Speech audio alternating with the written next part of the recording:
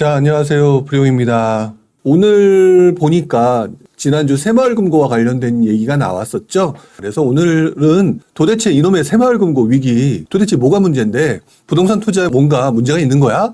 뭐 이런 얘기를 가지고 잠깐 얘기를 좀 해보려고 합니다. 특히나 이번 새마을금고 사태 일단 결론부터 먼저 말씀을 드리면 제가 생각하기로는 엄청난 위기가 있을 만한 그런 것은 아직은 아닌 것 같다라고 생각이 듭니다. 근데 2011년도 우리가 흔히 말하는 저축은행 사태라고 불렸던 그 사태와 비슷한 메커니즘이 내부에 존재하고 있기 때문에 그 부분을 조금 짚고 넘어갈 필요는 있는 것 같다. 자, 부동산 투자하시는 분들은 저쪽 다른 쪽에서 볼 때 되게 시장도 볼 줄 모르고 금융시장도 잘 모르고 이렇게 좀 무시하시는 분들도 좀 가끔 있다라는 생각을 가끔 해요. 그러다 보니까 여러분들이 어떤 부분을 생각하시고 보셔야 되는지, 그리고 우리 부동산 투자자들도 이런 부분에 대해서 어떤 부분이 리스크고 어떤 부분을 조심해야 되는지 그 얘기를 좀 잠깐 해보려고 하는데요. 자, 그러면 한번 지난주 부동산 시장의 분위기를 보면서 이야기를 좀 해야 되겠죠. 자, 일단 지난주 부동산 시장 분위기 여전히 비슷합니다. 전국 아파트 가격 5개월 연속 상승, 그런데 오름폭은 주춤하다. 그런데 제가 항상 말씀을 드렸죠. 어떤 시장이 움직일 때 움직이네? 우르르 몰려 들어와서 막 올라가는 모습이 아니라 항상 주춤하는 모습이 나타날 수밖에 없다라고 얘기했던 거 지난주에도 역시 비슷한 모습이 나타납니다. 전국 아파트 가격, 여기서 조금 보셔야 될 것들은 전국이라고 하는 부분이 나와 있는데요. 전국이라고 하는 부분도 사실상 일부 광역시급과 그다음에 중소도시급들을 좀 구분해서 봐야 되겠죠. 지금 현재 시장을 이끌어 나가는 어떤 분위기는 엄청난 상승세 이런 것들은 아니니까 서울 일부 지역과 수도권 일부 지역, 그다음에 광역시 일부 지역의 움직임들이 전국 시장의 움직임들을 지금 가지고 가고 있다. 이렇게 말씀을 좀 드려야 될 것 같아요. 자, 그 다음에 서울 아파트 거래량 3달 연속 3,000건을 돌파했다. 거래 살아나나? 라고 얘기를 했는데 여기서 여러분들이 이것들을 투자자 입장에서 투자할 곳을 찾는 분들이기 때문에 이렇게 봅니다. 와, 살아나는구나. 다행이다. 근데 이것들을 객관적으로 한번 볼 필요가 있는 것 같습니다. 왜?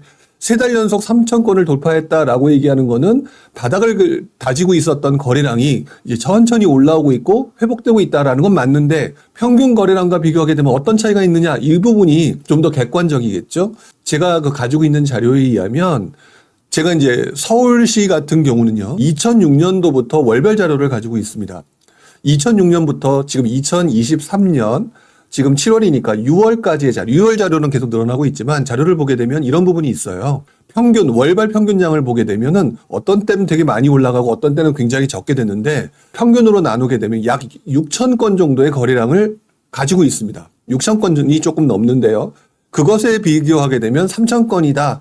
그렇다면 반토막인 거죠. 그래서 이러한 객관적인 데이터를 보지 않은 상태에서 3,000건이라고 하는 부분을 보게 되면은 누군가는 이걸 보면서 살아나니까 조급하게 들어가야 된다라는 생각을 할 수 있겠지만 제가 보는 관점으로는 회복이 된 거는 맞고 반등세는 맞는데 흔히 말하는 상승이다라고 얘기할 수 있을 만큼의 엄청난 거래량을 가지고 보기에는 평균 거래량에도 미치지 못한다라는 부분을 좀 생각하셔야 될 것 같아요. 자, 그래서 거래량이 살아나고 있는 건 맞다. 그런데 아직까지는 좀 미흡한, 여러분들이 원하는 거에 비해서는 조금 미흡한 상황이다라는 것들을 지켜봐야 되겠죠. 어쨌든 그럼에도 불구하고 얼마 전에 굉장히 분위기가 안 좋았던 지난 1년간의 모습과 비교하게 되면 굉장히 살아나고 있는 건 맞죠.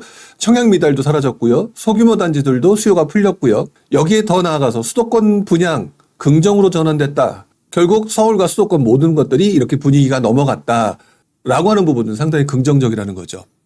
자, 서울 집값은 7주째 오르게 있는데 지방은 하락세를 못 벗어나고 있다. 지금 현재 전국 아파트 가격이 상승하고 있는 부분은 맞는 것 같은데 맨 첫 번째 기사. 그런데 이것들을 분리해 놓게 보게 되면은 지방들은 전체적으로 아직까지 분위기는 별로 좋지 않다라고 봐야 될 것 같고요. 역시 그렇다면은 지방에서 가장 입지가 좋다라고 얘기하는 광역시 일부 지역들 같은 경우는 거래량이 살아나고 있는 것은 맞는 것 같은데 아직까지 우리 마음에는 좀 미흡하다라고 보는 게 맞다라는 게 현재의 모습인 거죠. 즉 반등장은 맞는 것 같은데 이걸 가지고 호들갑을 떠는 일부 다른 이들의 말들에 집중해서 들어가기에는 미약한 부분이 존재한다라는 게 현재의 모습이다. 이것들을 여러분들이 기억을 하셔야 되고 어떤 부분을 조심해야 되고 어떤 부분을 판단해서 들어가야 되느냐, 이 부분을 좀 생각을 해봐야 된다는 거죠. 자, 이런 상황에서 다음 기사를 좀 보도록 하겠습니다. 바로 새마을금고와 관련된 기사를 좀 봐야 될 것 같은데요. 이 새마을금고 도대체 뭐가 문제야 라고 생각할 정도로 여러 가지 얘기가 한 주간 나왔었죠. 자, 새마을금고 사태라고 얘기를 할 정도는 아직은 아니지만 새마을금고 발 PF 불안 고조 레고랜드급 사태급이라는 표현이 나오죠. 레고랜드가 뭐가 문제가 된다라고 얘기를 했었던 거 기억나실 겁니다. 그 상황이 됐을 때 금융시장이 덜컹덜컹 하는 문제가 있었죠. 결국 새마을금고가 문제가 아니라 새마을금고 사태 또는 기타 금융기관에 어떤 영향을 미치느냐가 가장 큰 문제인 것 같습니다. 밑에 내려가 보니까요. 또 다른 기사가 이렇게 나와 있죠. 새마을금고는 진정되고 있지만 긴장하는 저축은행. 자, 이 부분은 제가 뒤에서 설명을 드려야겠지만 저축은행과 새마을금고의 공통점은 흔히 말하는 은행권에서 제2금융권이라고 불리는 집단이죠. 결국 바꿔 말하면 여러분들이 대출을 받으려고 할 때 기본적으로 제2금융권에서 먼저 받으려고 하십니까? 1금융권에서 받으려고 하십니까? 라고 했을 때는 1금융권에서 받으려고 하죠. 하지만 1금융권에서 좀 쉽지 않을 때 제2금융권으로 가면서 금리가 높아지는 경우가 상당히 많습니다. 또 제1금융권이 거부했던 무슨 대출이나 이런 것들 같은 경우는 조금 무슨 문제가 있는 경우가 많기 때문에 그만큼의 리스크를 감안해서 가상금리를 붙여서 금리가 높은 경우가 많죠. 그래서 새마을금고라든지 저축은행 같은 경우는 아무래도 문제가 발생됐을 때는 금리가 높은 대신 조금 리스크가 있는 물건들을 가지고 대출을 해주는 경우가 있어서 위험이 발생했을 때 어떤 문제가 생길 경우가 발생한다는 얘기입니다. 발생하는 게 확실하다가 아니라 그럴 가능성이 있다라는 얘기죠. 자, 이런 상황에서 새마을금고에 문제가 발생을 하니까 새마을금고 지원에 은행들이 뭉쳤다라고 하면서 6조 원대 유동성을 공급하겠다라는 얘기가 나옵니다. 즉 바꿔 말하면 이런 얘기가 된다고 보여져요. 뭐냐, 새마을금고라고 하는 부분에 문제가 생기게 되게 되면 제2금융권에 문제가 생기게 되게 되면 결국 금융기관의 부실이 발생하게 되고요. 금융기관의 부실이 발생하게 되는 경우에는 금융기관의 유동성에 문제가 생기게 되고 유동성에 문제가 생기게 되면 결국 이 부분이 은행권에도 문제로 파급되는 경우가 발생하게 되겠죠. 그러니까 은행들이 뭉쳐서 이런 유동성을 공급하면서 괜히 문제가 발생할 수 있을 것 같다라고 하는 언론 기사가 나옴으로 해서 문제가 생길 것 같다라고 이런 문제들이 새마을금고들의 위기를 빨리 막음으로 인해서 자신들의 안정도 도모하려고 하는 부분이 발생하고 있다. 그렇게 말씀을 드려야 될 것 같습니다. 즉 바꿔 말하면 IMF 외환위기, 금융위기, 그다음에 2008년 금융위기 이 모든 사태는요. 흔히 말하는 은행에 대한 금융기관에 대한 부실 그리고 난 다음에 금융기관에 대한 신뢰감이 떨어짐으로 인해서 뱅크런 사태가 발생하고 이러므로 인해서 자금난이 발생하고 이것들이 각 빌려주는 은행들끼리 금융기관들끼리 연쇄적인 부도 사태가 발생되는 게 그래서 실물 경제까지 문제가 되는 게 흔히 말하는 금융위기죠. 이런 부분들을 가지고 지금 현재 굉장히 문제가 발생할 수 있는 부분들을 지금 차근차근 조절하고 있으려고 하는 모습을 보이고 있다. 이렇게 말씀을 좀 드려야 될 것 같아요.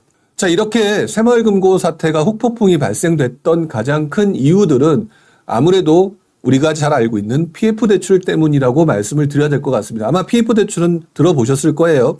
부동산과 관련된 프로젝트 파이낸싱이라고 하는 대출을 통해서 자금을 가지고 우리가 운영을 하게 되는데 아무래도 은행권보다는 새마을금고나 저축은행이나 이런 곳들이 약간의 리스크가 있는 물건들을 더 가져갈 경우가 많고요. 바로 그런 상태에서 요즘과 같은 부동산 시장에 불황이 오게 되게 되면 금융기관들뿐만 아니라 건설사들한테는 분양이 되지 않음으로 인해서 문제가 발생할 소지가 있겠죠.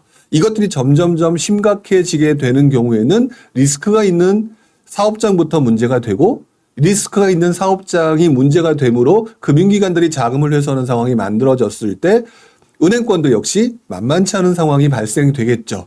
자, 지금 그래서 여러분들은 앞장에서 보셨을 때 부동산 시장이 살아나고 있네, 반등장이네 라고 하는 거는 맞는데요. 문제는 이 반등장이라는 게 계속 이어나가기 위해서는요. 기본적으로 금융부실이라고 하는 부분들이 크게 문제가 없이 넘어가야 된다라는 사실입니다. 자, 그러다 보니까 밑에 제가 빨간색으로 표시된 내용이 있을 겁니다.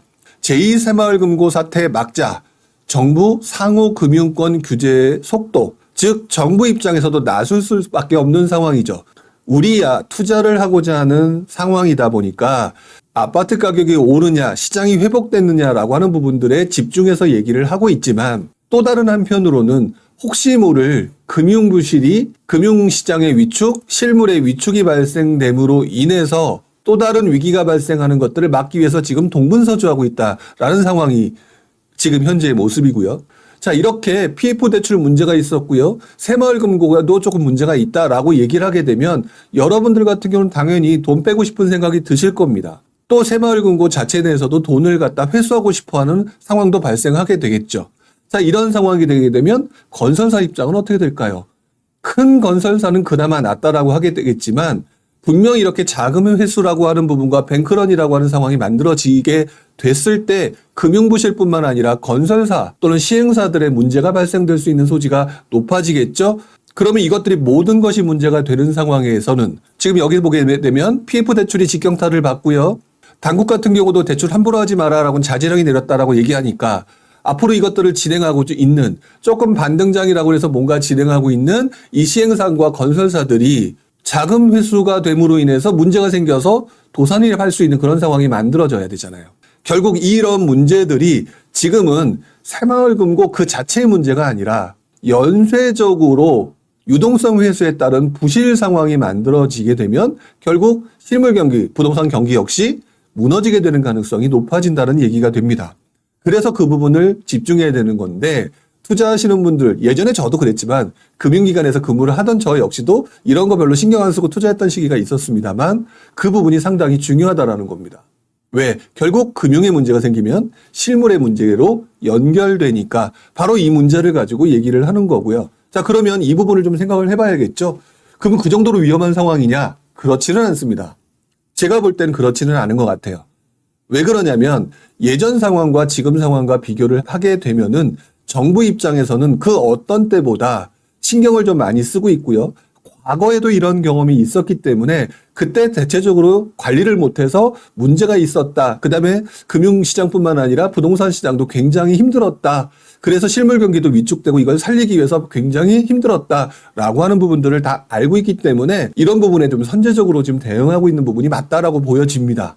중요한 것은 이런 리스크가 있다는 것을 알고 대처하는 여러분들과 멋모르고 그냥 아무것도 모르고 그냥 분위기에 휩쓸려서 들어오시는 분들 입장에서는 이런 거 신경 쓰고 들어오지 않다가 낭패를 겪는 상황이 발생될 수 있기 때문에 이 부분을 알고 접근하는 게 맞다라는 얘기죠.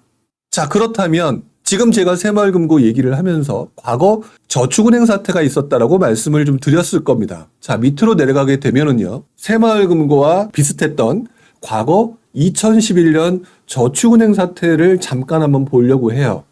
자, 저축은행 사태를 보게 되면은요.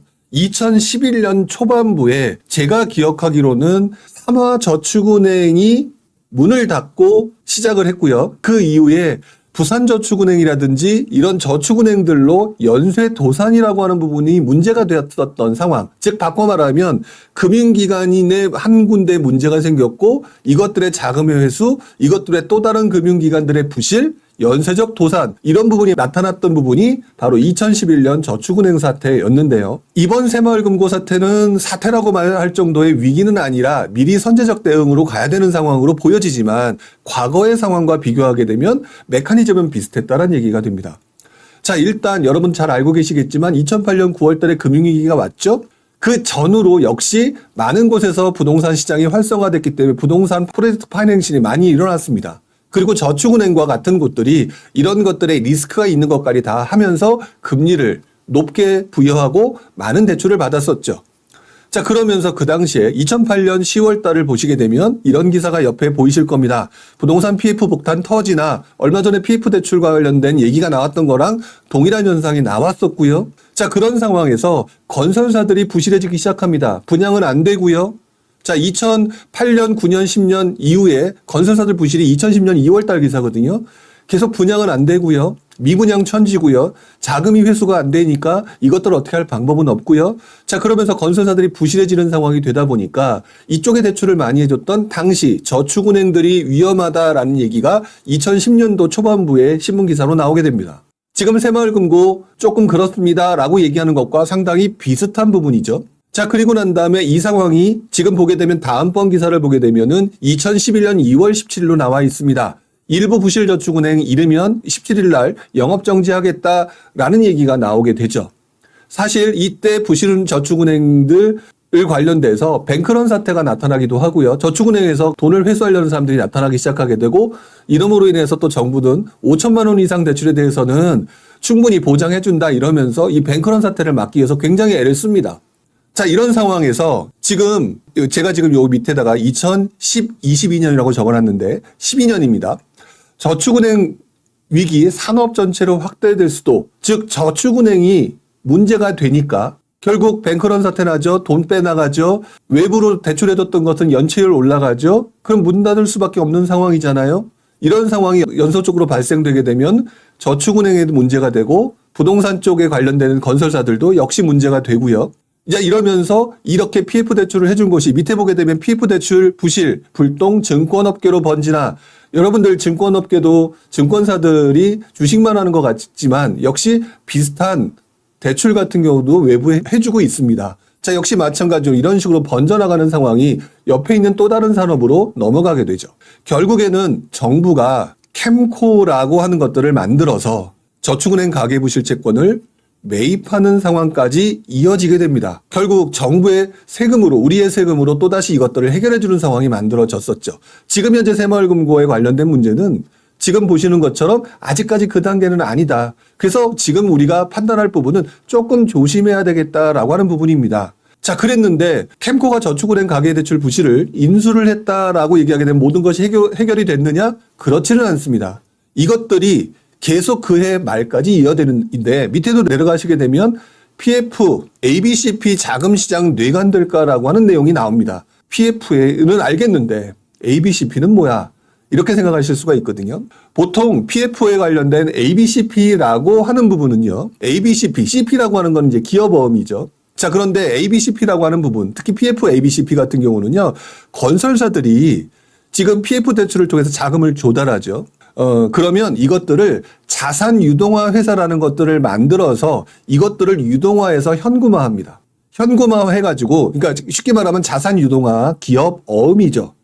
이런 부분들을 가지고 하게 되면서 현금화를 해서 그것들을 활용하게 되는데 문제는 이 PF의 ABCP는 단기 상품입니다. 그렇기 때문에 몇 년이 지나면 보통 1년에서 3년 정도 했을 때 계속 차환을 해야 돼요. 차환을 해줄 때 금융기관들이 그래 차환해줄게 라고 하면 문제가 안 되죠. 근데 차환을 해주지 않고 만기 됐습니다. 우리 뭐 안 할 거야. 요즘 시장 안 좋으니까 안 할 거야 라고 하게 되면 어떤 상황이 되느냐? 만기 연장이 안 되게 되면 갚아야 되지 않습니까? 근데 돈이 없잖아요. 이러니까 또다시 건설사 부실로 연결되고 건설사 부도로 연결되는 상황이 만들어지게 되겠죠. 결국 밑에 있는 마지막 기사, 부동산 PF 단기화가 심화되고 결국 ABCP가 차환이 되지 않음으로 인해서 건설사의 자금 압박이 굉장히 심해지게 되고요. 자, 그런 상황인데 2011년이었거든요. 여러분들 잘 알고 계시겠지만 2009년까지 부동산 가격이 오르다가 다시 2009년 하반기에 정부의 규제로 인해서 부동산 시장이 가라앉았죠. 이런 상황에서 2010년, 2011년 약 2년 가까운 동안 자금이 회수가 안 되고 자금이 돌지 않게 되고 미분양이 되게 되니까 어떤 상황이 만들어지게 되느냐. 자금을 회수하려고 되면 미분양 물건을 잘 팔아야 되잖아요. 어떤 식으로 했을까요? 할인 분양이라는 걸 또 하기 시작합니다. 예를 들어서 뭐 5억짜리를 30% 할인 분양을 한다든지 20% 할인 분양을 한다든지 왜? 자금 회수가 더 중요하니까. 가만히 있으면 망하게 생겼으니까. 이런 상황이 만들어진다는 거죠. 결국 자 그러면은 또다시 우리 환경으로 돌아와서요.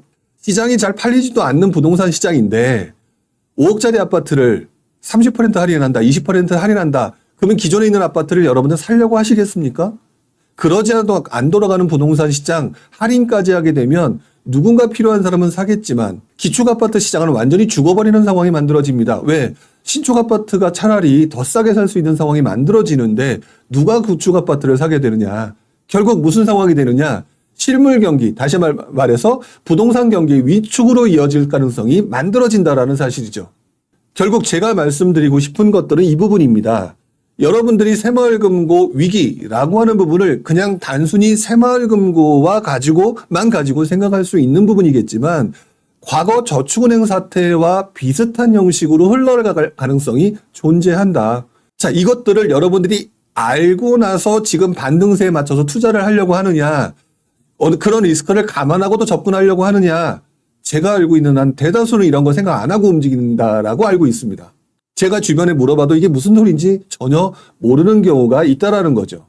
만약에 PF 부실 사태가 있잖아요. 새마을금고를 지나서 지금 이제 새마을금고 사태는 조금 잦아드는 모습이 있죠. 하지만 우리가 모르는 상태에서 정부가 조금 대처를 잘못한다거나 조금 누가 오판을 한다거나 라고 했을 때 은행권들의 PF 대출이 줄어들게 되는 경우 아무래도 지금 위기 상황이고 문제가 있으니까 대출을 축소할 수 있는 상황 또 정부가 조금 판단을 잘못해서 더 대출을 더 축소를 하게 되는 쪽으로 가게 되는 상황이 있다면 곧바로 건설사의 자금난이 될 거고요. 이것들은 미분양이 지금 현재 어쨌든 이 존재하고 있는 상황에서 할인 분양이라든지 이런 식으로 발생될 거고 이런 할인 분양은 여러분들의 심리를 위축시켜서 다시 한번 부동산 시장을 그냥 좀 지켜봐야 되겠네. 그 시장의 위축이 좀 더 확실하게 나타나게 되겠죠. 자, 그렇다면 지금 현재의 모습으로 보게 되면 이 반등세가 확산되면서 점점 이어질 가능성이 현재로서는 높은 상황입니다. 왜 그러냐면 실물 경기 자체가 굉장히 좋지 않게 지금 현재 흘러가고 있는 상황이기 때문에 정부는 무엇라도 활성화시켜서 조심스럽게도 활성화시키고 조심스럽게 해서 정상화시켜서 돌아가게 하려고 있는 이 상황이잖아요. 이런 상황에서 반등세가 금융기관 내 새마을금고나 이런 쪽에 위기가 점점 확산되는 거나 실수하는 행동으로 인해서 뭐가 발생된다면 자연스럽게 반등세가 위축되면서 부동산 시장이 위축될 가능성이 있다라는 거죠. 결국 앞으로 어떤 부분을 여러분들이 신경을 써야 되냐면은요. 새마을금고 위기는 위기가 지금 현재 아닌 것 같다라고 말씀을 드렸습니다. 왜? 그만큼 대처를 하고 있으니까. 자, 그런데 문제는요. 이런 것들이 어떤 식으로 흘러가느냐. 아까 제가 뭐라고 말씀드렸죠? 여러 가지 상황으로 금융기관의 위기로 번져나가고 이것들이 건설사의 자금 압박으로 나타나게 되는 경우에는 할인 분양이나 기타 등등 이런 것들로 인해서 우리들로 하여금 부동산 투자를 주저하게 만든다. 자, 이렇게 되게 되면 결국 여기에 핵심 포인트는 건설사의 자금 압박입니다. 건설사의 자금 압박과 자금난이라고 하는 부분이 계속해서 신문지상에서 언급이 되거나 실제로 누군가가 부도나게 되는 상황이라고 한다면 이 반등장이 멈춰질 가능성이 나타난다라는 사실이죠. 그래서 이번 주에 지난주에 나왔던 새마을금고 위기가 앞으로 몇 개월간 다른 쪽으로 번져나가느냐 또는 정부의 정확한 대처로 인해서 아무 문제 없이 조용히 사라지느냐에 따라서 그 다음 단계에서 건설사의 위기로 연결되지 않고 자금난으로 연결되지 않는다라고 한다면 투자는 계속 이어져야 될 것 같습니다. 그러니까 전혀 예상치 않았던 변수가 또 2023년 중반부에 다시 한번 튀어나오는 거죠. 이렇게 그래서 부동산 시장이 예측하기가 어려운 부분이 맞는 거죠. 미래를 예측하기가 쉽지가 않은 겁니다. 어쨌든 중요한 것은 포인트는 이거라고 말씀을 드려야 될 것 같아요. 뭐냐? 지금 현재 상황이 과거의 저축은행 사태에서 보셨던 것처럼 어떤 부분에 신경 써야 되느냐? 위기라고 말했던 이 새마을금고 위기가 옆으로 번져나가는 부분이 있느냐라고 하는 부분을 계속 지켜봐야 될 것 같고요. 두 번째로는 이 위기가 결국 다시 한번 건설사의 자금 압박과 부도라는 쪽으로 연결되느냐라는 부분이 문제없이 올 하반기까지 흘러간다라고 한다면 투자라고 하는 것에 조금 더 집중할 수가 있겠죠. 근데 지금 상황은 함부로 위험성을 가지고 막 들어가기에는 아직 초반부이기 때문에 돌다리도 두드려보고 가야 된다는 차원에서 지켜봐야 된다. 결국 데드캣 바운스라고 얘기하는 그 문제는요. 미리 예측할 수 있는 문제가 아니라 과거 2011년 저축은행 사태에서도 보셨던 것처럼 갑자기 나타나고 갑자기 번지면서 실물경기 위축으로 다가가는 상황이 만들어진다라는 거. 이게 원래 시장의 모습이기도 합니다. 그래서 예측이 쉽지가 않은 부분이죠. 자, 어쨌든 여러분들이 꼭 기억하셔야 될 부분. 현재의 새마을금고 위기만 보지 마시고요. 여러분들 2011년도 각종 네이버라든지 다음이라든지 해서 과거 2011년도의 기사를 저축은행 기사를 한번 확인해 보시기 바랍니다. 저축은행 기사를 확인해 보시면 지금 제가 말씀드렸던 것처럼 주변부로의 확산, 그 다음에 다른 금융기관으로 확산, 여기에 건설사들의 자금난, 아까 말씀드렸죠? PF의 ABCP 문제, 이런 것들로 인해서 자금 압박, 할인 분양, 그것으로 인한 실물경기 위축, 이런 것들로 퍼져나갔다. 그렇다면 여러분들이 그거와 똑같은 메커니즘으로 하게 되는지 잘 살펴봐야 되고요. 그럼에도 불구하고 안정적인 투자가 무엇일까라고 하는 부분, 막연하게 아무데나 막 들어가거나 내가 돈이 없기 때문에 아무데나 들어가고 싶은 그런 것들로 들어가려고 하는 것이 아니라 이런 것들에 대한 고민이 좀 있어야 되겠죠. 자, 어쨌든 이렇게 해서 오늘 제가 말씀드렸던 부분은 간단하게 말씀을 좀 드렸고요. 여기에 지난주 전세시장 잠깐 보게 되면 일단 지금 현재 역전세라는 제가 계속해서 말씀을 드려왔던 것처럼 언론 기사에서 지난 한 달 동안 나왔던 역전세란이라고 하는 그 호들갑, 이 부분은 오히려 지금 현재가 가장 바닥일 수도 있다라고 말씀을 좀 드렸는데, 지금 현재 상황을 보게 되면은 역전세 대책, DSR 부분이라든지 대출 가능 부분이었죠. 뭐 잠실 아파트 세입자를 받았다, 한숨 돌린 역전세, 뭐 연착륙 짓고 반등할까? 뭐 이런 내용도 나오고 있고요. 수도권 집값이 오르니까 집주인들 전세 매물을 매매로 돌린다. 전세 매물이 빠진다는 얘기가 되겠죠. 서울 아파트 전세가 1년 만에 하락 멈춰. 자, 이런 얘기들이 조금씩 나오고 있습니다. 즉 제가 말씀을 드렸던 것과 비슷한 내용들이 나오고 있죠. 중요한 것은 시장이라고 하는 것들은 결국 추세를 보면서 판단을 해야 되는 거기 때문에 전세 시장의 분위기가 지금 현재 이제 7월이잖아요. 이제 곧 이사철로 다가오게 됩니다. 8월 달이 가장 중요한 이사철이죠. 9월에 이사하기 위해서는 지금부터 시장을 알아봐야 되니까, 그러니까 8월 달, 9월 달이 어떤 시장이 될지 올 하반기의 포인트가 될 것이다. 제가 작년 말부터 계속 말씀을 드려왔었는데 이 부분을 여러분들이 조금 지켜보시는 게 필요할 것 같다.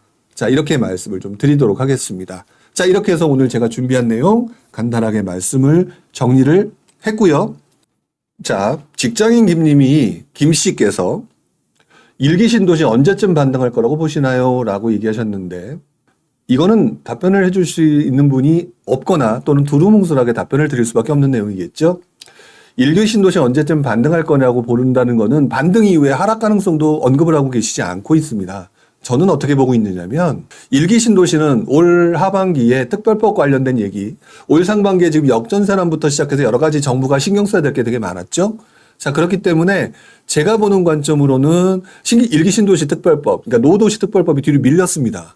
하지만 진행을 안 할 수가 없겠죠. 결국 올 하반기에 노도시 특별법과 관련된 얘기가 일부 구체화돼서 나올 것이다. 당연히 반등하게 될 거라고 봅니다. 문제는 이 반등하게 될 거라고 보는 것들이, 여러분들은 그걸 가지고 투자를 하려고 접근하시겠지만 저는 그런 식으로 투자하면 안 된다라고 항상 말을 하는 입장이기 때문에 반등은 하겠는데, 문제는 그 이후에 노도시 특별법이라는 속성 자체가 무진장 오래 걸릴 수밖에 없는, 각 이해 당사자들의 그런 입장들을 다 고려해서 그것들을 만들어 가야 되기 때문에 또다시 실망과 관련된 부분이 발생할 거고요. 그러므로 인해서 더다시 반등이 다시 한번 꺾이는 상황이 만들어지는 게 계속 반복될 것 같아요. 그렇기 때문에 일기 신도시 언제쯤 반등할 것 같다고 보시나요? 라고 하는 이 관점보다는 제가 보기에는 일기 신도시 특별법, 노도시 특별법 때문에 계속해서 들쑥날쑥 할 거다가 제가 보는 시장의 분위기고요. 이 분위기를 통해서 어떤 때 들어가야지 내가 수익을 낼 수 있을까에 집중을 해야 되는 거지, 언제 반등할까요에 집중을 하셔서는 절대 안 된다. 맞출 수도 없을 뿐만 아니라 실망에 따른 노도시 특별법 자체가 실망을 할 수밖에 없는 이해 당사자가 굉장히 많게 될 수밖에 없는 관련 법령이기 때문에 저는 이렇게 접근하시게 되면 투자가 되게 복잡해지거나 어려우실 거란 생각을 합니다. 그리고 일기 신도시 특별법과 관련된 부분은 앞으로 10년 이상 갈 수 있는 그런 내용들이기 때문에 앞으로 계속 올라갔다 떨어졌다 하는 가운데서 투자 포인트를 잡아야 된다는 생각을 갖고 있습니다. 그러니까 저는 개인적으로 지금 질문에 대한 답변이 되지는 않겠지만 자연스럽게 일기 신도시와 관련된 부분은 등락을 이용한 투자 방법으로 접근해야 된다. 그 부분은 제가 여러 번 자주 말씀을 드렸던 내용이니까 나중에 또 다른 부분을 답변을 드릴 때 어느 정도 캐치를 하실 수 있을 거라고 생각이 드네요. 자, 밑에 홍익크님이 신통기획 토지거래 허가구역 풀릴까요? 라고 얘기를 하셨는데 한 가지를 말씀을 드려야 됩니다.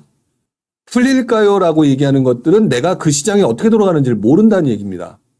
그러기 위해서 제가 어떤 답변을 드리든지 간에 기본적으로 이 시장이 어떻게 돌아가는지를 알려고 계속해서 확인하고 거기서 나온 궁금증을 물어보셨으면 좋겠다라고 말씀을 드리고요. 일단 신통기획과 토지거래 허가구역, 신통기획과 관련돼서 토지거래 허가구역이라고 하는 얘기는요. 바꿔 말하면은 시장이 불안해지는, 그러니까 상승하는 거를 막기 위해서 사전 차단하겠다라고 하는 내용입니다. 이 말은 상승장이 이어지거나 이 지금처럼 반등장이 이어지는 상황에서는 절대 안 풀어준다는 얘기입니다. 쉽사리 풀어주지 않아요. 그래서 언제 풀릴까요? 라고 생각을 하셔봤자 괜히 쓸데없는 고민일 수가 있습니다. 언제 풀리냐? 간단합니다. 토지거래 허가구역 같은 지금 또 그 신통기획 얘기하셨는데요. 이렇게 풀리는 부분은요. 첫 번째, 시장이 침체해서 뭘 해도 안 움직일 때 다 풀어줍니다. 근데 지금 원하시는 많은 분들은 지금 막 움직일 때 풀어줘가지고 내가 들어갈 수 있게 만들어주길 원하는 거잖아요. 과연 정부가 그렇게 할까요? 그런 걸 기대하지 않으셨으면 좋겠습니다. 절대 걔네들은 그렇게 하지 않는다. 그래서 토지거래 허가구역을 신통기획과 관련돼 풀어주는 거는요. 시장이 완벽한 침체로 빠지지 않고서는 절대 안 풀어주는 쪽으로 분위기를 잡아갈 것이다. 또는 다른 것으로 제어가 될 수 있다라고 하는 대안이 만들어졌을 때 풀어주게 됩니다. 그동안 사례가 그랬죠. 얼마 전에 얘기가 또 됐던 거 있었죠. 잠실 쪽 토지거래 허가구역과 관련돼서 많은 사람들이 풀어줄 거라고 기대를 했지만 안 풀어줬어요. 왜 안 풀어줬느냐? 결국 시장을 들썩들썩 할 거라고 보여지니까. 실제로 그래서 잠실 같은 경우 들썩들썩하는 상황이 만들어지니까 더더구나 안 풀어줬었죠. 역시 마찬가지로 신통기획 역시 토지거래구역 허가구역이 풀릴까라고 기대하시는 거는 웬만하면 하지 않으셨으면 좋겠다. 왜? 정부가 원하는 방향은 이거를 풀어주냐 안 풀어주냐가 아니라 딱 한 가지. 이것들로 인해서 도화선이 돼서 집값이 오를 수밖에 없고 들썩들썩할 수 있는 상황이 만들어질 수 있느냐 없느냐? 지금 같은 반등장과 관련된 분위기에 조금과 같은 실수로 풀어주게 됐을 때 바로 반등이 나올 수밖에 없는 구조이기 때문에 절대 안 풀어준다. 라는 부분들을 기억하셔야 됩니다. 자, 그 다음에 뒤로 넘어가도록 하겠습니다. 자, 민박지 사장님, 요즘 재건축 재개발에 관심을 갖고 있습니다. 제재의 경우에는 연관이 있어서 관련 책을 보고 있는데요. 최근 여러 가지 어느 곳에서 뭐 법철자에 관련된 자세한 강의가 있는데 너무 공부를 위한 공부가 아닐까 고민입니다. 돈 벌기 위한 공부인지 공부를 위한 공부가 되는 것이 아닌지 모르겠습니다. 자세하게 공부할 필요가 있을까요? 라고 얘기를 해주셨는데 저도 그 부분에 대해서 좀 동의를 합니다. 어느 특정 학원에 또는 그쪽에서 금액을 가지고 하는 부분들을 가지고 제가 뭐 함부로 얘기할 수 있는 부분은 아닐 것 같고요. 중요한 부분은 재건축과 재개발과 관련된 법령이 굉장히 어렵죠. 근데 그거를 모르고도 투자를 잘 할 수도 있습니다. 왜? 시장의 분위기가 상승장으로 돌아섰을 때는 사실상 가격에 갭벌리기와 갭매우기를 이용해서 충분히 투자가 가능한 부분이거든요. 그런데 이 시장이 진행이 될 수 있느냐 없느냐에 판단할 수 있는 가장 큰 근거는요. 결국 가장 기본적인 부분을 뭐 비례율부터 시작해서 가장 기본적인 부분을 알고 계셔야 될 부분이라고 저는 생각이 들어요. 그래서 재건축 재개발과 관련된 부분이 너무 학문적으로 들어가는 쪽으로 내용이 커리큘럼이 까져 있다라고 한다면 저는 그건 좀 막고 싶고요. 그렇게까지 공부하려고 하기에는 그러려면은 뭐 박사학위 따야 되는 거니까 그렇게까지 하실 필요는 없다. 다만 이게 사업성이 되고 안 되고 이런 부분에 대한 가장 기본적인 부분 정도만 공부를 해도 저는 무난하다고 생각하기 때문에 이게 깊이 들어가면 들어갈수록 더 복잡해지는 거라고 보여져요. 그러니까 저는 개인적으로 적정한 그 사업성을 따지는 정도의 수준만 공부를 하셔도 크게 문제는 없다라고 생각을 하는 입장입니다. 자, 이렇게 말씀을 좀 드렸고요.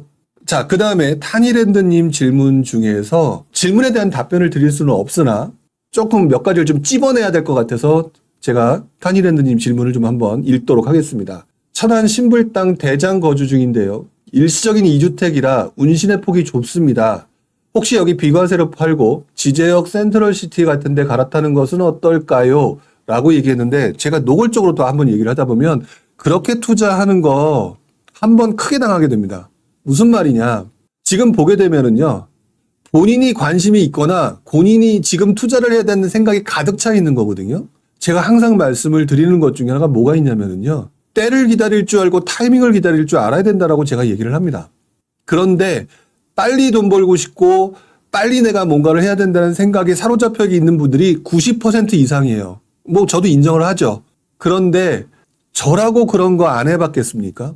저라고 그런 거 경험 안 해봤겠습니까? 근데요, 속된 말로 그렇게 열심히 했는데 결과론적으로 뻘짓이 되는 경우가 언제냐면은요, 시장이 혼란스러울 때예요. 또는 시장이 침체기일 때입니다. 내가 그것들을 다 극복할 수 있을 것처럼 생각들을 하시는데 그거는요, 운이 좋아서 잘 맞췄거나 정말 타고난 능력이 있는 분들을 제외하고는 다 뻘짓입니다. 지금 보게 되면은요, 천안 신불당에 대장에 거주하고 있다고 합니다. 대장에 거주하고 있다라고 얘기한다면은요, 가만히 있으면은요, 그 대장은 계속 타이밍만 잘 맞춰지고 시장에 상승장이 오게 되면 계속 올라가게 되어 있습니다. 그렇죠? 그런데 일시적인 1주택, 2주택이다 보니까 팔아야 될 시기와 뭐가 정해져 있는 거죠. 그렇죠? 일시적 2주택. 지금 벌써 한 채가 아니라 두 채를 가지고 있다는 얘기거든요. 그런데 이것들을 비과세로 팔고 무언가를 또 사겠다. 계속 샀다 팔았다 하겠다는 얘기거든요. 여기서 문제가 발생하는 겁니다. 제가 장담컨대 샀다 팔았다 하려면은요, 말 그대로 본인과 상관없는 뭐 법인을 만들든지 뭐하든 세팅을 만들어주는데 그것도 못하게 지금 잘 막혀 있지 않습니까? 근데 그것들을 억지로 만들어내려고 하거든요. 일시적 2주택이기 때문에 운신의 폭이 좁다. 여기에 비과세로 팔고 결국 나는 일시적 2주택이니까 천안 불당에 살고 있지만 신불당에 살고 있지만 이것들을 이용해서 비과세로 팔고 또 다른 곳에 이전하겠다라고 얘기하면서 계속 수익을 보겠다라고 얘기했는데 가만히 있다가 타이밍 잡쳐서 다 마치고 몸 가볍게 하고 있다가 한 방에 올라가는 게 훨씬 더 많은 수익이 나옵니다. 타이밍상. 제가 여러 번 투자하면서 느꼈던 것 중에 하나가 그냥 침체장에 강남화 하나 사는 게 최고더라라는 걸 나중에 느끼고 또 한 번 그런 것 때문에 허무하고 이런 경험들을 했거든요. 저는 개인적으로 지금 일시적 2주택이라고 얘기를 하셨습니다. 운신의 폭이 좁다라고 하셨습니다. 제일 좋은 거 남겨두고 하나만 하시고요. 하나 정리하시고요. 몸 가볍게 하십시오. 몸 가볍게 하시고 난 다음에 편하게 계시다가 또 여유 있게 공부도 하시고 준비하시다가 시장 타이밍 봐가지고 정말 분위기가 나빠서 가격이 떨어져 있는데 누구나 원하는 누구나 좋아하는 그런 물건 하나를 아주 편하게 잡는 게 계속해서 샀다 팔았다는 것보다 훨씬 더 큰 수익이 나온다는 거를 기억해 주셨으면 좋겠어요. 몇 년 동안 투자를 하셨는지 잘 모르겠습니다. 저는 23년 차입니다. 24, 5년 차죠, 이제. 딱 하나 제가 자신 있게 말씀을 드릴 수 있는 것 중에 하나가, 그리고 제가 가장 허무함에 빠졌던 것 중에 하나가 바로 그런 거였어요. 나는 왜 이렇게 노력했는데 왜 이렇게 안 되지? 지금 본인이 그렇게 될 수도 있는 상황인 것 같다. 좋은 데 살고 있다. 그러면 본인이 싸게 사서 비싸게 팔고 있는데 더 높은 곳으로 올라갈 수 있는 것들의 타이밍을 잡으려고 하는 게 훨씬 더 원칙이라고 저는 보여집니다. 나의 상황인 일시적인 2주택, 나의 상황인 비과세를 팔고 그렇게 해서 다 나의 세상을 맞추려고 한다? 제가 볼 때는 그러다가 아까 제가 뻘짓이라는 표현을 했었죠. 저 역시 뻘짓을 많이 했기 때문에 그렇게 될 수 있는 소지가 있다. 그러니까 그 부분을 자꾸 샀다 팔았다 쪽으로 질문을 던지시는 경우에는 저한테 욕을 먹을 가능성이 매우 높습니다. 저도 여러분들한테 공개적으로 이렇게 유튜브를 하거나 하는 입장이다 보니까 아마도 이렇게 하세요 저렇게 하세요 본인의 입맛에 맞는 것들을 해드리는 게 평가가 좋겠죠. 그러나 그리고 난 다음에 시간이 지난 다음에 이게 아니었구나라고 느꼈을 때 배신감이 훨씬 더 크실 거라고 생각을 합니다. 그래서 저는 개인적으로 여러분들이 조금 타이밍을 잡는 것에 좀 집중을 하셨으면 좋겠다라는 생각을 하게 되네요. 자, 그 다음에 또 다른 부분들을 한번 보도록 할까요? 자, V자 반등님이 이런 질문 하셨네요. 은행 부실 여파로 조기금리 인하도 예상할 수 있을까요? 그러면 자산시장 상승에도 영향이 있을까요? 라고 얘기했는데 이것들을 저는 희망회로라고 생각을 합니다. 왜? 단계의 중간을 빼먹고요. 좋은 것만 선택을 했다는 거죠. 이게 정말 많은 사람들이 실수하는 것 중에 하나인 건데 한번 볼게요. 제가 설명한 거죠. 은행 부실 여파로 조기 금리를 인하할 수 있다라고 하는 거는 나한테 바라는 방향대로 지금 인과관계를 다음 단계로 연결한 거죠. 근데 이것들을 객관적으로 한번 생각해 보시기 바랍니다. 어떤 부분을 얘기해야 되느냐. 은행 부실이 나왔습니다. 조기 금리 인하하겠죠. 그렇죠? 그러니까 자산시장 상승한다. 그러니까 금리 인하를 하게 되고 금리가 떨어지면 자산시장이 올라간다라고 얘기하는 것들을 어디서 들은 얘기예요. 자, 그런데요. 문제가 뭐냐면 전 단계가 존재한다는 걸 놓치신 거예요. 은행 부실 여파가 발생하잖아요. 은행 부실 여파가 발생하게 되면은 자연스럽게 여러분들의 심리가 위축됩니다. 위축돼서 1차적으로 시장이 위축되거나 시장에 문제가 발생하게 되겠죠. 그것들을 본 정부 당국자들이 이러면 안 되겠다라고 생각을 해서 자연스럽게 금리 인하를 하게 되는 거고요. 이 금리가 인하를 하더라도 부실이 나왔기 때문에 또는 무너졌거나 시장이 위축됐기 때문에 사람들은 주저주저 하다가 못 들어가게 됩니다.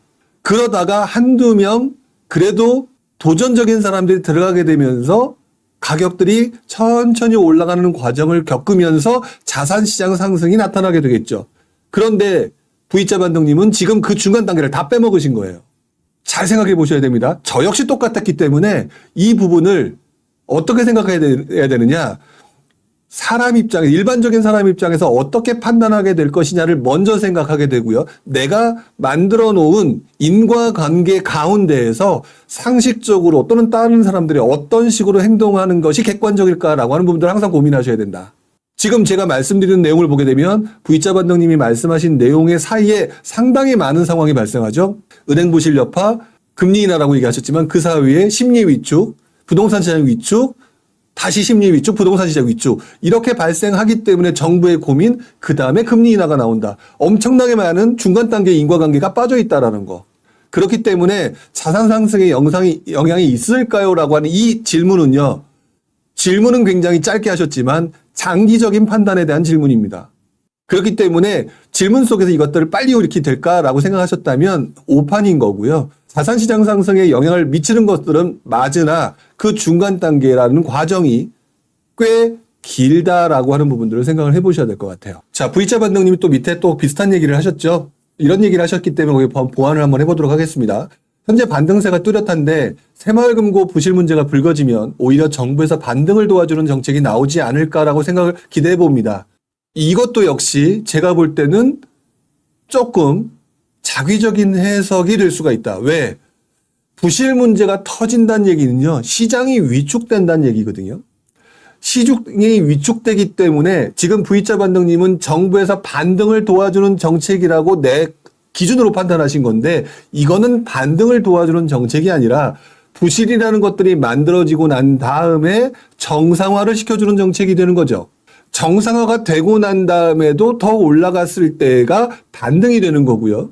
그 반등이 나오고 난 다음에 사람들의 심리가 회복되고 난 다음에 나타나는 현상이기 때문에 제가 볼 때는 V자 반등님이 지금 중간 단계에 대한 고민과 아까 제가 이렇게 언급을 했었죠. 2011년도의 상황을 뭐 네이버나 기타 신문기사를 통해서 확인해봐라.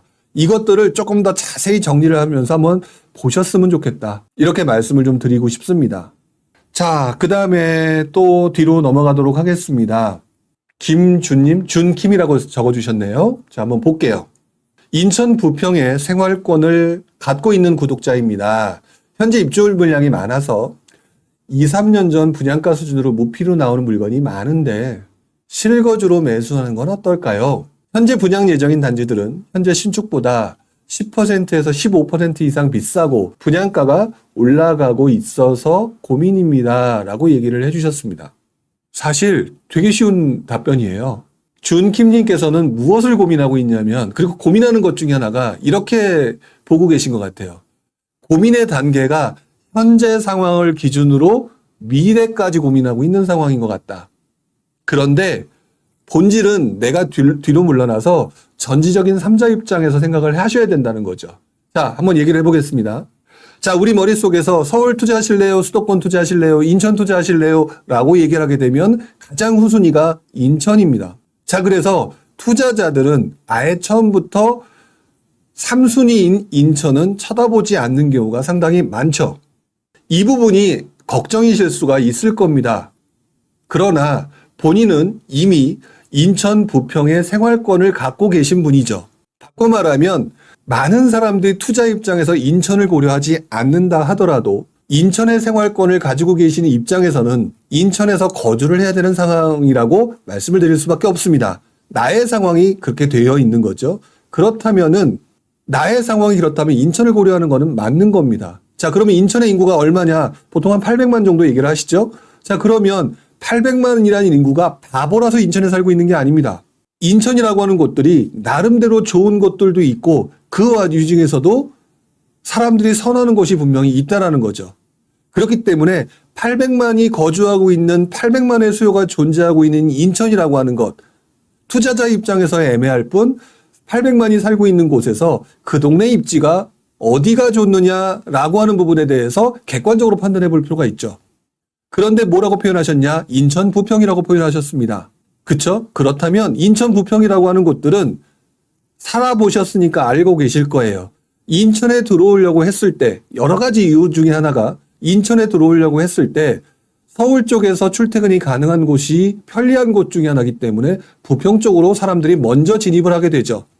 그 어떤 곳보다 인천이라는 곳 중에서는 사람들이 서울이라고 하는 부분들을 고려해서 가장 많은 사람들이 들어오는 곳입니다. 그런데 지금 현재 입주 물량이 많대요. 2, 3년 전 분양가 수준으로 나온다고 얘기를 합니다. 입주 물량이 많다가 단기적인 사건입니까? 장기적인 사건입니까? 방향성입니까? 단기적인 사건입니다. 시간이 지나면 자연스럽게 없어지거나 해결될 수 있는 것이고요. 인천 부평이라는 곳의 입지는 어떤가요? 좋은 곳이라고 말했기 때문에 또 다른 시장성, 방향성을 보게 되면 누군가가 시장의 움직임이 나타났을 때는 인천 쪽으로 밀려오는 사람에 의해서 또는 인천 사람들에 의해서 몰려드는 곳 중에 하나가 부평이라는 곳이죠. 장기 방향성을 보셔야 되는 겁니다. 그렇다면은 현재 입주 물량이 많다라고 얘기하는 거는 본인한테 불편한 게 아니라 본인한테 기회가 되는 거죠. 왜? 2, 3년 전 분양가 수준 나온다라고 하니까. 지금 얘기를 이렇게 해주셨거든요. 현재 분양 예정인 단지들은 현재 신축보다 10%, 15% 이상 비싸다. 분양가 계속 올라가고 있다. 이 얘기는요. 여기까지 생각을 안 하셨겠지만 현재 분양 예정인 단지들이 왜 분양권이 후반부에 또 올라가는지 아십니까? 투자할 돈이 없어서예요. 지금 제가 볼 때 본인은 입주할 곳을 찾고 있으니까 그것을 들어갈 수 있는 돈이나 대출받을 여력이 되시는 것 같습니다. 자, 그런데 더 비싼 아파트가 왜 청약이 요즘에 잘 되는 줄 아십니까? 일단 첫 번째 반등장이기 때문에 뭔가 돈 벌 수 있는 기회가 있다라고 생각하는 사람들이 몰려들 수밖에 없고요. 또는 지금 현재 정부의 정책이나 이런 것들이 분양권이나 청약 쪽으로 몰려들게 만들어 놨었죠. 근데 청약이나 분양권 하시는 분들 자세히 보시게 되면 입주 때까지 모든 잔금까지 들어가는 것이 아니라 계약금 정도 있거나 일부 피만, 적은 피만 붙으면 소액으로 투자가 할 수 있기 때문에 들어가는 겁니다. 즉 분양 가격이 비싸다 할지라도 소액으로 투자할 수 있기 때문에 사람이 덤벼들어서 그것이 마감되는 경우가 나타나는 게 후반부의 모습이거든요. 근데 제가 볼 때 준킴님은 입주와 관련된 부분을 고민하고 계세요. 그렇다면은 앞으로 가서 바뀔 곳, 리스크 부분을 생각했을 때 분양가 수준으로 높이 나오는 물건들이 지금 현재 새로 분양하는 건 높게 나오죠. 이 물건들이 떨어질 가능성은 있어요. 왜? 소액 투자를 했다가 나중에 팔아버리려고 하는 사람들이 못 팔게 되면 더 떨어지게 되거든요. 그렇게 되면은 이 아파트가 기존 분양가 수준과 2, 3년 전의 분양가 수준으로 싸게 살 수 있거나 또는 다음번에 이것들이 문제가 생겼을 때 더 새로 분양한 아파트들이 고분양가에서 더 떨어졌을 때 살 수 있는 상황. 근데 앞으로 어떻게 될지 모르죠. 그렇다면 지금 분양가 수준으로 사는 거 괜찮다라고 판단할 수가 있습니다. 인천이라고 하는 곳들을 투자 차원에서 마음에 안 드는 것일 뿐 내가 거기 실거주하는 사람이라면 괜찮습니다. 물론 또 이렇게 얘기할 수 있겠죠. 서울로 가면 되지. 그거는 본인의 상황에 따라서 행동하시면 됩니다. 예를 들어서 내가 부평에 거주하고 있는데 부천이나 뭐 서울 온수 주변에 뭔가 좀 좋은 기회가 있는데 굉장히 이런 식으로 뭐 입주 물량이 터졌다든지 이렇게 들어갈 수 있다. 들어가시는데 그런 상황이 아니라면 인천 자체로 놓고 보게 되면 800만이 살고 있는 대도시라는 차원으로 생각하셔서 접근하는 게 상당히 좋다.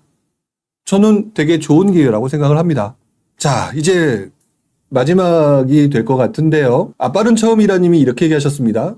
하락장이나 보합장 등 분위기가 안 좋은 장에서 아파트 매도 경험이 있으신지 궁금합니다. 나름의 요령이나 집중해야 될 포인트가 있다면 무엇이 있을까요? 라고 얘기하셨는데 예전에도 이 질문 때문에 답을 했던 것 같은데 매도가 안 되기 때문에 쉽지 않습니다. 그렇기 때문에 매도가 잘 안 돼요. 근데 확실한 게 하나가 있습니다. 내가 매도가 안 되는 것처럼 남들도 매도가 안 된다는 거죠.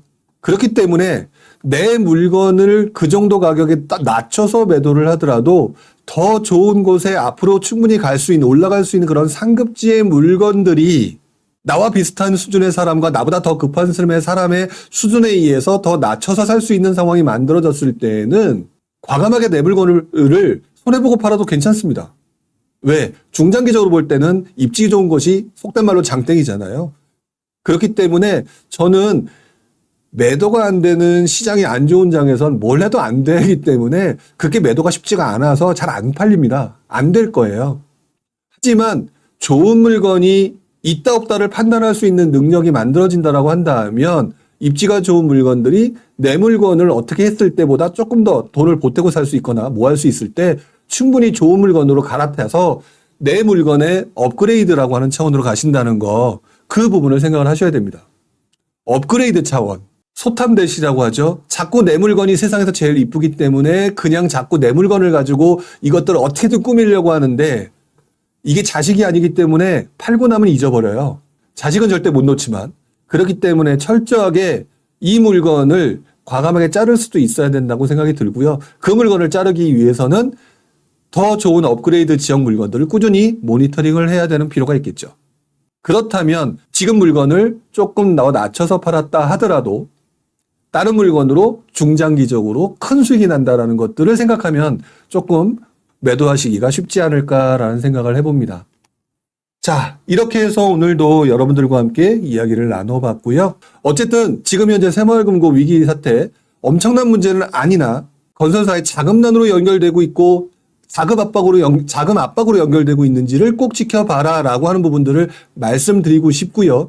그 부분이 어느 정도 해결됐을 때는 시장 자체는 굉장히 좋을 것 같아요. 근데 아직까지 그런 문제가 좀 남아있기 때문에 그래서 제가 주저주저한다. 그래서 여러분들한테 확실하게 투자하라는 식으로 얘기를 하지 못한다라고 생각하시면 될 것 같고요.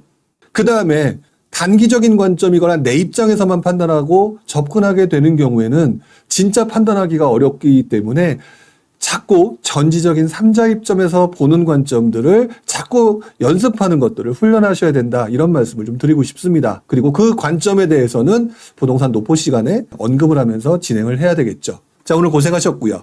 다음 주 목요일 날 뵙겠습니다. 수고하셨습니다. 마지막 하나. 좋아요 누르고 나가주시면 감사하겠습니다. 자, 고맙습니다.